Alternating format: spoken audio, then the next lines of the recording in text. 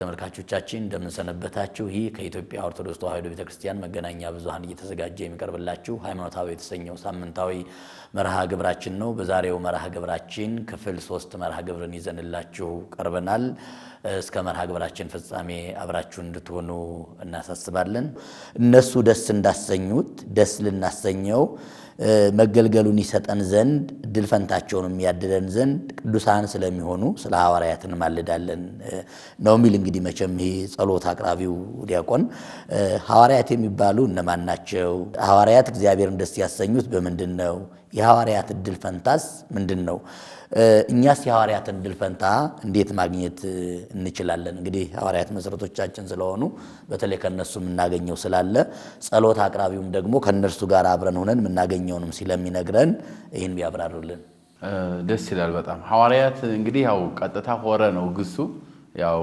እንደሚታወቀው ሄደ ነው ሐጅ ተጓዥ ተንቀሳቃሽ ረፍት አልባ ማለት ነው ያው በአጠቃላይ ተጓዥ ማለት ነው ረፍት የሌለው ማለት ነው እንግዲህ ያው አንዳንድ ጊዜ አሁን በዚህ በሐዋርያት ስም እየተጠራን ቦታውን ይዘን ደግሞ ችግር አለ እንደው እውነቱን ለመናገር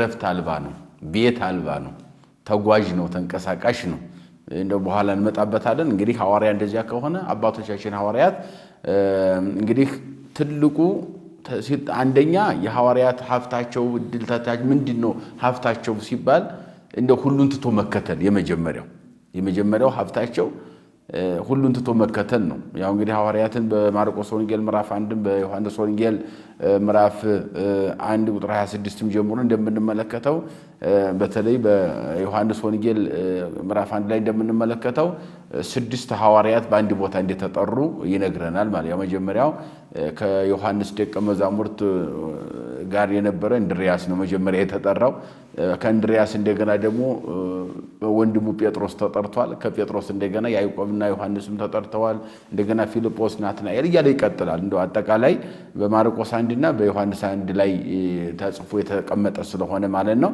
እና የሐዋርያት በዚህ ምገር ተጠራው ሲጠሩ እንግዲህ ከተለያየ ቦታ እንደሆነ ይታወቃል ነቢያትም በለስ ከሚጠብቁበት ከሚለቅሙበት ወይን ከሚኮተኩቱበት በግ ከሚጠብቁበት ነው ነቢያትም የተጠሩት ሐዋርያት ደግሞ በአንጻሩ እንደገና አሳ ከሚያጠምዱበት እንደገና ግብር ከሚያስከፍሉበት በቅሎ ከሚያሰግሩበት እንደነ ናትናኤል ከተለያየ ቦታ ተጠርተዋል ማለት ነው እና የመጀመሪያው ሲጠሩ አቤት ወዲየት ብለው ይሄን ነገር መከተል ጥሩ ሀብት ነው ልዩ ሀብት ነው ሰው ሲጠራ እግዚአብሔር ይጠራሃል ተብሎ በእግዚአብሔር ስም ሲጠራ ሲነገረው ስለዚህ ሲነገረው እሺ ለዚህ ከበቃ ብሎ መንጣት ራሱ ትልቅ ሀብትና ጸጋ ስለሆነ ስለዚህ በዚህ መንገድ የተጠሩ ናቸው የመጀመሪያውም ደግሞ የሐዲስ ኪዳን የክርስትና መሰረት ናቸው አባቶቻችን ማለት ነው እና ሐዋርያት አባቶቻችን ወደዚህ ከመጡ በኋላ እንግዲህ ያው ዓለምን እንዲያስተምሩ ለአልጫው ዓለም ጨው ለጨለማው ዓለም ብርሃን እንዲሆኑ የተመረጡ ናቸው ከዚያን ጊዜ ጀምሮ የተሰጣቸውን ከዋለበት ወለው ካደረበት አድረው ወንጌል እየተማሩ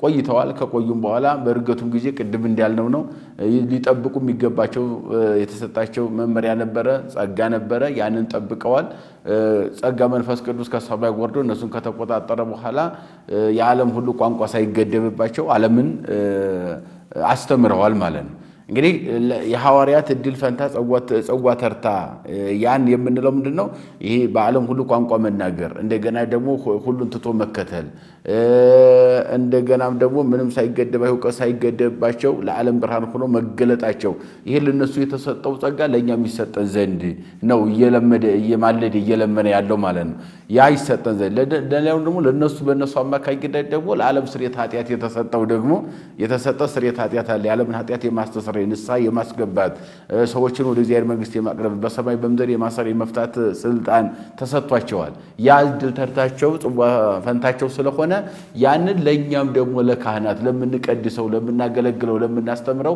ይሰጠን ዘንድ የነሱን ድል ፈንታ ለኛም ይሰጠን ዘንድ ለነሱ የተሰጠው ጸጋ ለኛም ይሰጠን ዘንድ በእነሱ ላይ ያደረ ጸጋ መንፈስ ቅዱስ በእኛም እነሱን ወክለን በምናገለግል በመቅደሱ ላለን አገልጋዮች ይሰጠን ዘንድ እንለምናለን እንማደዳለን እያለ ስለዚህ ነው እየተናገረ ያለው ማለት ነው እና በአጠቃላይ የሐዋርያት የተሰጣቸውን ሀብትና ጸጋ እነሱን አክለን መስለን ተሹመናልና ነገር ግን በግብር እንደነሱ አልሆንምና ልንሆን አልቻልንምና እንደነሱ እንድንሆን ያንተ ቸርነት ያንተ ምሕረት ይቅርታ እንደገናም የምትሰጠው የማያልቅበት ጸጋ አለና አንተ ስጠን የተሰጠንም ኃላፊነት እንደ አባቶቻችን እንወጣ ዘንድ የሚል ነው።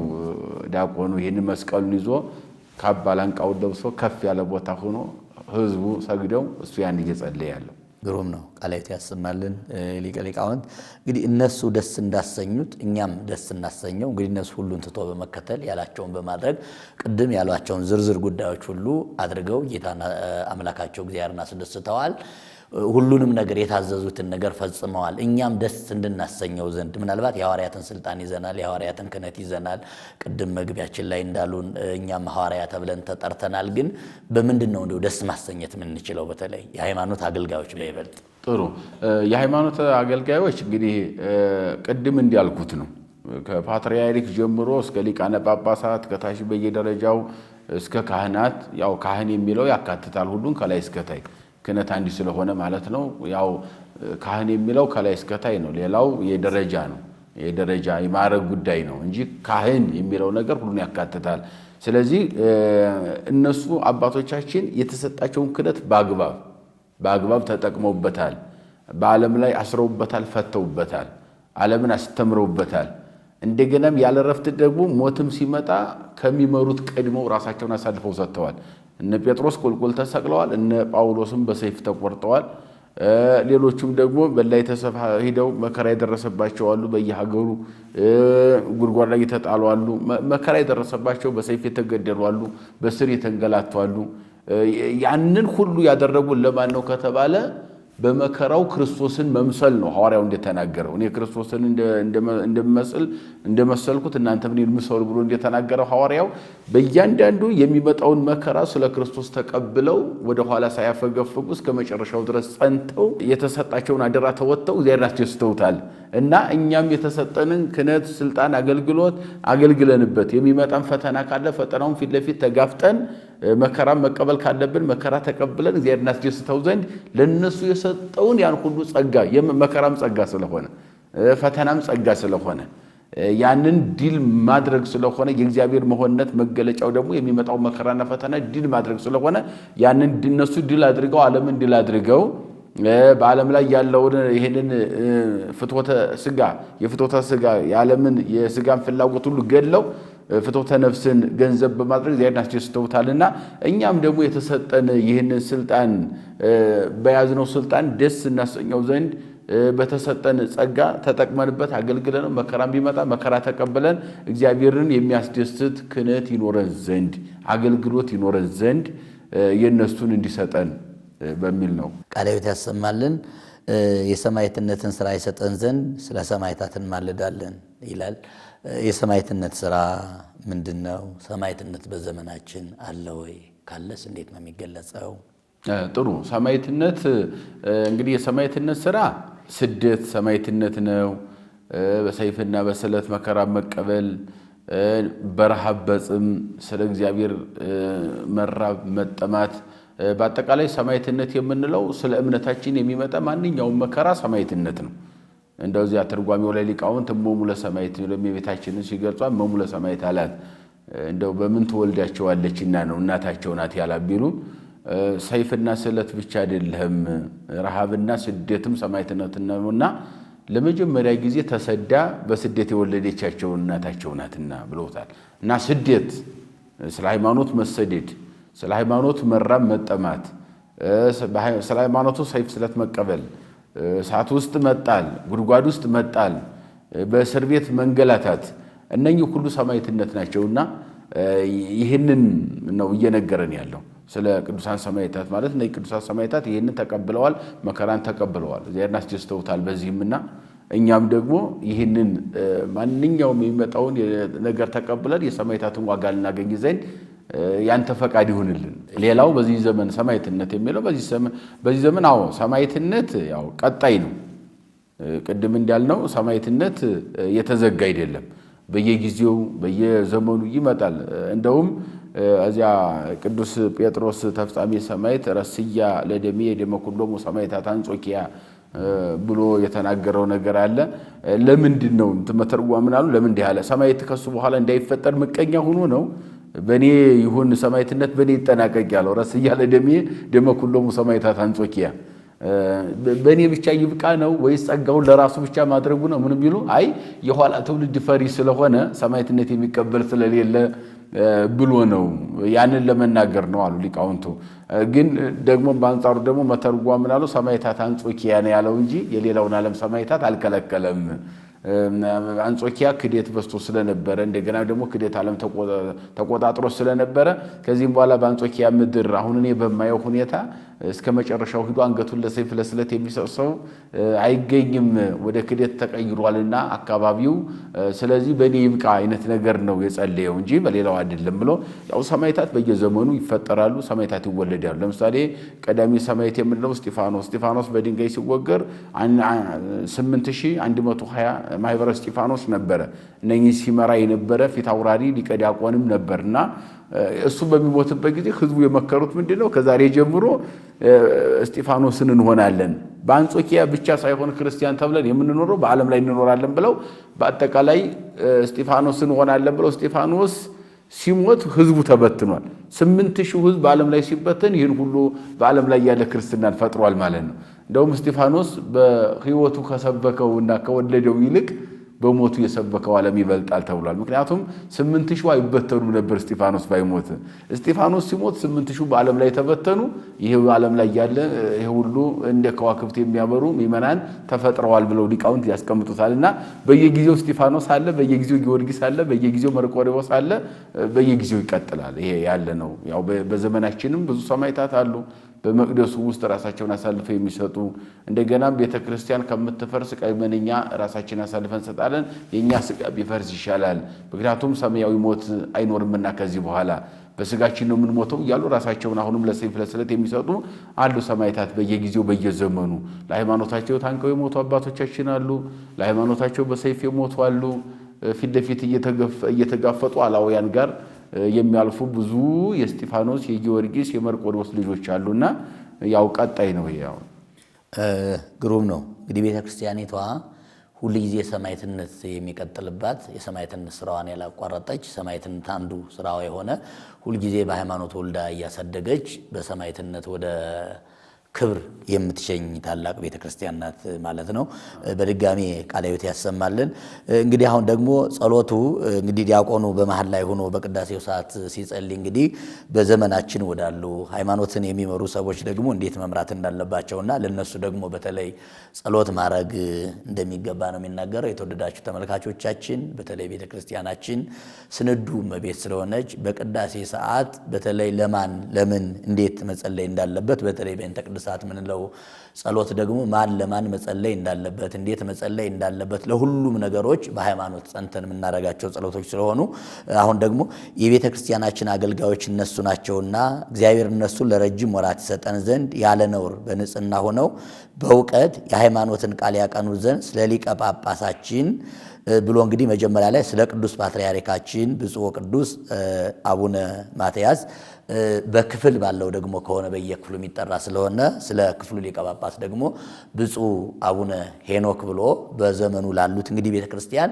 ከላይ ከነቢያት ጀመረች፣ ከሐዋርያት ጀመረች፣ አሁን ጀምራ ደግሞ አሁን ወዳለው ዘመን ስንመጣ ደግሞ የሃይማኖት መሪ ሆነው ቅዱስ ፓትርያርኩ ጳጳሳትን እየሾሙ ብፁዓን አበው ሊቃነ ጳጳሳት ቀሳውስትን ዲያቆናትን እየሾሙ ቤተክርስቲያን እየባረኩ ከአበው የተረከምናትን ስርዓተ ሃይማኖት ሰዎቹ ሃይማኖታቸውን ጠብቀው የሚያፋጥኑ ስለሆነ ለነዚህም ደግሞ መጸለይ እንዲገባ የቤተክርስቲያን አገልጋዮች እነሱ ናቸውና እግዚአብሔር እነሱን ለረጅም ወራት ይሰጠን ዘንድ ያለ ነውር በንጽህና ሆነው በእውቀት የሃይማኖትን ቃል ያቀኑ ዘንድ ስለ ፓትርያርካችን ብፁዕ ወቅዱስ አቡነ ማትያስ ስለ ሊቀ ጳጳሳችን ብፁዕ አቡነ ሄኖክ እንማልዳለን ይላል። እንግዲህ ልክ ነው።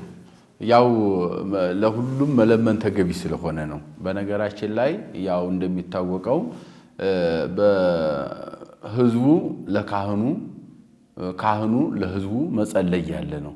ለመሪዎቹ ህዝቡ ይጸልያል።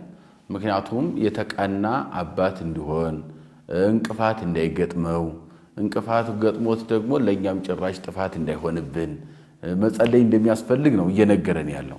ፓትርያርኩም ጸሎት ያስፈልጋቸዋል። ልጆቻቸው ለስለሳቸው መጸለይ ያለባቸው። ጳጳሳቱም በየደረጃቸው ጸሎት ያስፈልጋቸዋል። ልጆቻቸው ስለነሱ መጸለይ ያለባቸው።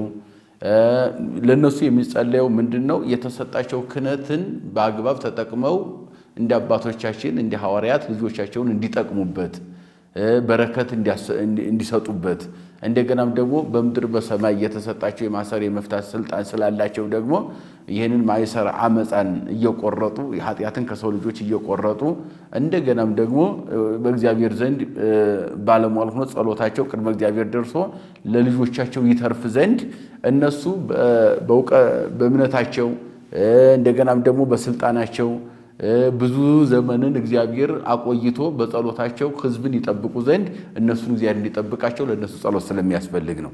ያው በዚህ በሉቃስ ወንጌል ምዕራፍ 1 ላይ እንደተጠቀሰው ቁጥር 5 ጀምሮ ዘካርያስ በቤተ መቅደስ ወሰበ ጎንዴ ውስጥ ቤተ መቅደስ አይደለ ሕዝቡ ተጨነቁ ይላል። ይጸልዩ ነበረ። ምንድነው ጸሎቱ የሚለው ካስፈለገ ካህኑ ነው የሚጸልይላቸው፣ ዕጣን የሚያሳርግላቸው ካህኑ ነው። ግን ከቅዱስ ገብርኤል ጋር እየተነጋገረ በመቅደስ ቆየ፣ ዘገየባቸው ነው የሚለው። መልአኩ ጋር በማይጠንቱ በቀኝ በኩል ተገልጦለት በቤተ መቅደሱ ከመልአኩ ጋር ሲነጋገር ያው ወረደ መልአኩ በውስተ ቤተ መቅደስ ወቆመ በየማነ ምሳው ለዘካርያስ ወልደ በራክዩ በበራክዩ ልጅ በዘካርያስ ቀኝ መልአኩ ቅዱስ ገብርኤል ከሰማይ ወርዶ ቆመ። ወይ ወሶበሪዮ ዘካርያስ ደንገጸ፣ ዘካርያስ ባየውም ጊዜ ደነገጸ። ወይ ቤሎ መልአክ ይትፍራ ዘካርያስ ወብስ የፍትወት የእግዚአብሔር ተወዳጅ ብስ የፍትወት አንተ ተወዳጅ ሆንክ የእግዚአብሔር ሰው ሆይ አይዞህ አትፍራ። ኤልሳቤጥ በሴተከ ተወልድ ለከ ወልደ፣ ያው የነበረበት ክፍተት ልጅ ማጣት ነበርና ልጅ ተወልድልሃለች ብሎ ሲነግረው በዚያው ይህን እየተነጋገሩ ቆየን። ሲቆይ እዚያ በኋላ ህዝቡ በውጪ አባታችን ወጥቶ አስተምሮን ይሄዳል ብለው እየጠበቁ ነበርና በጊዜ ጸሎተ ዕጣን በዚያው ሲዘገይባቸው ምን ሆኖ ይሆን? ከዚህ ቀደም እና አብዲውን እና ናዳብን በዚያው ቀስፏቸው ቤተ መቅደስ ባላወቁት ኃጢአት እንትን እንዳለ ባላወቀው ኃጢአት አባታችንን እዚያው ቀሰፈብን ይሆን ብለው ከቤተ መቅደስ ሲዘገይባቸው ጸለዩለት ይላል። ያ ማለት ምን ማለት ነው? በሱ በኩል አጠቃላይ ቅድመ እግዚአብሔር የሚደርስልን ጸሎታችን በሱ በኩል ነው፣ በአባታችን በኩል ነው ብለው ህዝቡ እምነት ስላላቸው ለሱ ጸልየዋል። አቤቱ እርሱንም ክፍተት ካለበትም ይቅር በለው፣ እሱ አባት ነውና አባታችን ያስፈልገናል ብለው እንደጸለዩ እኛም አባቶቻችን ሰዎች ናቸውና ክፍተት እንኳን ቢኖርባቸው ክፍተቱ እንዲቃናላቸው ጎደሎ እንዲሞላላቸው በአባትነታቸው ሁሉን ህዝብ እኩል አድርገው እንዲመሩ ለህዝቡ አራያ እንዲሆኑ ይሄንን ማድረግ የሚቻል አምላክ አንተ ክፍተቱን ሁሉ ሞልተህ ወጥ የሆነ መንፈሳዊ አቋም እንዲኖራቸው ማድረግ የምትችል አምላክ ነህና አንተ አስተካክለህ ለእኛም አራያ እንዲሆኑን አድርግልን ብሎ መጸለይ እንደሚገባ ነው የሚያስረዳ። ግሩም ነው መምህራችን። እንግዲህ ተመልካቾቻችን በተለይ መረዳት ያለባቸው ኦርቶዶክሳዊ ተዋሕዶ ቤተክርስቲያን በስርዓተ ሃይማኖት ለቅዱስ ፓትርያርኩ ለብፁዓን አበው ሊቃነ ጳጳሳት እንዲሁም ቀጥሎ ደግሞ በየደረጃው ላሉት አድባራትን ገዳማትን ለሚመሩ በተለይ ወደፊት የምናገኘው ደግሞ ለሁሉም ነው የሚጸለየው። ምናልባት አንዳንድ ሰዎች ለቅዱስ ፓትርያርኩ ለብፁዓን አበው ሊቃነ ጳጳሳት አብያተ ክርስቲያናትን ለሚመሩ ሰዎች ሲጸለይ ለግለሰብ ይመስላቸዋል። በአጠቃላይ የክህነትን ስራ ያለ ነውር ያለ ነቀፋ በእውቀቱ ነው የሃይማኖትን ቃል ያቀኑ ዘንድ ለነሱ መጸለይ ማለት ቤተክርስቲያን እንድታድግ በቤተክርስቲያን ያለው እንቅስቃሴ በአጠቃላይ ሃይማኖታዊ ስርዓት ጤናማ ሆኖ እንዲንቀሳቀስ በሌላ መንገድ ለራሳችን መጸለይ ማለት ነው። ጤናማ እንቅስቃሴ ጤናማ አካባቢ እንዲኖር የምንጸልየው ጸሎት ስለሆነ ቤተክርስቲያናችን ይህን አዝዛ እነሱ ይጸልዩልናል፣ እኛ ደግሞ በልጅነት መንፈሱን ደግሞ ለነሱ እንጸልያለን ማለት ነው። ስለዚህ በዚህ አይነት ስርዓት ነው። ቀጥሎም ያለው ደግሞ እንግዲህ የክህነትን ስልጣን ከነርሱ እግዚአብሔር እንዳያረግ መትጋትን እሱንም መፍራት እስከ ፍጻሜ ይሰጥልን ዘንድ ድካማቸውን የሚቀበል ዘንድ ስለ ቀሳውስት እንማልዳለን። እንግዲህ በጣም መሰረታዊ ሐሳቦች ናቸው የተነሱ እዚህ ላይ። የክህነትን ስልጣን እግዚአብሔር ከነርሱ እንዳያረግ መትጋትን እሱን መፍራትም ይሰጥልን ዘንድ ድካማቸውንም ይቀበል ዘንድ። እንግዲህ ስልጣነ ክህነት አለ፣ እግዚአብሔርን በመፍራት ደግሞ ትጋት አለ። ድካማቸውን ደግሞ ይቀበል ዘንድ በእነዚህ በአገልግሎት ውስጥ ያሉ ድካሞቹን እንዲቀበል ስለ ቀሳውስት እንማልዳለን ነው የሚለው። እንደው ይህ ስልጣነ ክህነት መትጋት፣ እግዚአብሔርን መፍራት፣ እንደገና ደግሞ የካህናት ድካም፣ እኒህ ነገሮች በአጠቃላይ እንደው ለተመልካቾቻችን በተለይ ለሃይማኖት ስርዓታችን ለሚጠመቁ ክርስቲያኖች ስጋውን ደግሞ ለሚቀበሉ ምእመናን ክህነቲ ወሳኙ ትልቁ ለሃይማኖታችን ትልቁ አንዱ ስለሆነ እንደው በዚህ ላይ ቢያስተምሩን ማለት ጥሩ ያው ክህነትን ከነሱ እንዳያርቅ የሚለው የሚገርም ሐሳብ ነው። ክህነትን ከነሱ እንዳያርቅ ክህነት የሚባለው ምን ማለት ነው? ንስሐ መስጠት፣ ቀድሶ ማቁረብ፣ ዘላለማዊ ሕይወትን ማሰጠት ነው። አሁን ይሄ እንዳይርቅ ነው እያለ ያለው። ክህነት እንዳይርቅ ማለት ይሄ ለምሳሌ በስነ ምግባር ጉድለት ከጣሉት ይርቃል፣ አያሰጥም ማለት ነው። ልጅነትን እንዳያሰጥ ያደርጋል። እንደገናም ደግሞ ክህነታቸውን ጠብቀው ካልኖሩ ለሚመናን ዋጋ የሚያሰጥ ነገር አይኖረውምና ክህነታቸውን እንዲጠብቁ እንደገናም ደግሞ ያንን ድክመት እንዳይኖርባቸው አንተ ጠብቃቸው። እንደገና እንቅፋት ከገጠማቸው ደግሞ ለራሳቸው ተደናቅፈው ለሌላው እንቅፋት ይሆናሉና ለሌላውም ለኛም እንቅፋት እንዳይሆኑ እንደገናም በአንጻሩ ደግሞ እነሱ ራሱ እንቅፋት እንዳይገጥማቸው ዘላለማዊ የሆነ በንጽህና ውስጥ ያለ ቅድስናን የሚያሰጥ መንግስተ ሰማያት የሚያስገባ ስጋው ደግሞ የዘላለም ሕይወት ነውና እሱን እየሰጡን እንዲኖሩ ከዚህ እንዳይርቁ ከዚህ የሚያርቅ ነውር ነቀፋ እንዳይገጥማቸው ለነሱ እንማልዳለን እንለምናለን ነው። ሌላው እግዚአብሔርን መፍራት የሚለው እዚያው የተያያዘ ነው። አሁን እግዚአብሔርን ካለ መፍራት ብዙ ክህነት ድቀት ሊገጥመው ይችላል። ስለዚህ እግዚአብሔርን መፍራት እንዲያስቀድምላቸው ደግሞ ይህንንም ደግሞ እግዚአብሔር ራሱ በልቦናቸው ፍርሃት እንዲያሳድርባቸው ክፍተትን ካለባቸው ድካምን ካለባቸው እንዲበረቱ መበርታትን እንዲሰጣቸው እያሉ ለካህናት አባቶቻቸው ሚመናን መጸለይ እንዳለባቸው። መልካም ነው። እንደው ለተመልካቾቻችንም እንዲሁ ደግሞ በሃይማኖት ውስጥ ሆነው ለሚመለከቱም ሰዎች ምናልባት እጅግ መልእክት መሆን ስላለበት ከቤተ ክርስቲያን መማር ስላለብን ኦርቶዶክሳዊት ተዋሕዶ ቤተ ክርስቲያን የሥርዓት ስንዱ እመቤት ስለሆነች በተለይ በቅዳሴ ማርያም ላይም ሰራዩ ካህን ለንፍቅ ካህኑ ንፍቁ ካህን ደግሞ ዋናው ካህን ለዲያቆኑ ዲያቆኑን ወደኛ አድርሰው እኔንና አብሮኝ የሚቀድሰውን እኔ ዋናው ካህን እኔንና ንፍቁን ደግሞ እንደ ዮሴፍ እንደ ኒቆዲሞስ ስጋን እንደገነዙ አድርገን እያሉ ይጸልያሉ። ከዚህ ላይም ደግሞ ከዲያቆኑ ጀምሮ ለቅዱስ ፓትርያርኩ ለብፁዓን አበው ሊቃነ ጳጳሳት እንዲሁም ደግሞ ለካህናት የክህነት አገልግሎታቸውን ውጤታማ በሆነ ዋጋ ሊያሰጥ በሚችል ንጽህና ቅድስና ባለው ሊያስተምር በሚችል መንገድ እንዲያደርግ ይጸልያል። ምናልባት ይህ ቤተ ክርስቲያን ይህን አይነት ስራ ሰርታለች። ግን ከመቅደሱ ውጭ ስንሆን በተለይ አገልጋዮች እንደው ከስርዓት ሃይማኖት ውጭ ስንሆን እንደው ውስጥ የሚታየው ቤተ ክርስቲያን የሰራችው ስርዓት ከዚህ በተቃራኒ ነው። ምናልባት አሁን አለመከባበር አለ፣ ከላይ ጀምሮ እስከታች ድረስ በተለይ አለመከባበር። በተለይ አሁን ደግሞ ይሄ ማህበራዊ ሚዲያው ደግሞ በተለይ በሃይማኖታችን ጉዳይ እንደው አይነኬ የሆኑ ሃይማኖታዊ ስርዓቶቹን ዶግማዊ ሐሳቦቹን ሁሉ አውርዶ በአጠቃላይ እንደው በማሳነስ እንደው ብዙ ሰዎች እንደው በተለይ ስርዓተ ሃይማኖታችንና ስርዓተ ትምህርታችን ምንድነው በስድብ በመነቃቀፍ አንዱ አንዱን በመናቅ በትዕቢት ዋጋ ሊገኝ አይችልምና በመከባበር ስርዓተ ሃይማኖትን ቅደም ተከተል በመከተል ዋጋ እንድታገኙ ነው የሚለን። እኛ ደግሞ አንዳንድ ስታይ ደግሞ አሁን በሃይማኖት ስበብ በተለይ እንደው ከላይ ጀምሮ ርስ በርስም ቢሆን ከላይ ጀምሮ በአጠቃላይ እንደው ከላይ ከምንለው ከቤተ ክርስቲያኒቱ የሕግ ምንጭ ጀምሮ ወረድም ሲል ደግሞ አገልጋዮች በየደረጃቸው ይህንን ተግባራዊ ሲያደርጉት አይታይምና እንደው ለማድረግ ምን ማድረግ አለብን? እንደው ይህን ለመተግበር ስራ ላይ ለመዋል እውነት ነው። አሁን እውነቱን ለመናገር በጣም አስቸጋሪና ፈታኝ ጊዜና ወቅት ያለንበት ሁኔታ ነው ያለው። አንደኛ የሶሻል ሚዲያው ተጽዕኖ ፈጥሯል። ተጽዕኖ እንዲፈጥር ሁለተኛው ደግሞ ፖለቲካው ተጽዕኖ ፈጥሯል። እነኚህ ሁለት ነገሮች ለኛ ፈታኝ ሆነዋል። ፈታኝ የሆኑት ለምንድን ነው የሚለው እንደው በግልጽ ቋንቋ ስንናገር ይሄንን የመሸከም አቅም እንዳይኖረን ወይም እንዲኖረን ሆነን የተዘጋጀን አይደለንም። በተለያየ ነገር እኛ ራሳችን አንግባባም። ከላይ እስከታይ ያለው መነቃቀፍ ነው ያለው፣ መከባበር አይታይም። እነኚህ ነገሮች አሁን ያልናቸው እነኚህ ሁለት ሶሻል ሚዲያውና ፖለቲካው እኛ ላይ ራሳችን ላይ እንዲወጣና እየተንገዳገድን ዝም ብለን አንድ ቦታ እንድንቆም አድርጎናል። አሁን ይህንን ነገር እኛ መሸከም የምንችለው አሁንም ቢሆን በመመካከርና በመፈቃቀር ነው። ከዚያ ውጭ ምንም እንትን የለውም። ምክንያቱም በተለይ በቤተ ክርስቲያን መሪ ልንሆን እንችላለን፣ ቀዳሽ ልንሆን እንችላለን፣ አስቀዳሽ ልንሆን እንችላለን፣ እንደገና ደግሞ ሰባኪ ልንሆን እንችላለን። እኛ ራሳችን አራያ ለመሆን ራሳችን ማዘጋጀት አለብን። ራሳችን ማዘጋጀት ስንል ደግሞ ስለሌላው ማውራት ስለሌላው መጠቋቆም ሳይሆን መጀመሪያ እኔ ማን ነኝ ወደሚለው ነገር ራስን መመለስና ማስተካከል ያስፈልጋል። አሁን ያለው ችግር የእውቀት ችግር የለም። ቤተክርስቲያን ውስጥ የእውቀት ችግር የለም እውነቱን ለመናገር ማለት ነው። እንደገናም ደግሞ የሰውም ችግር የለም፣ የተማረ ኃይልም ችግር የለም።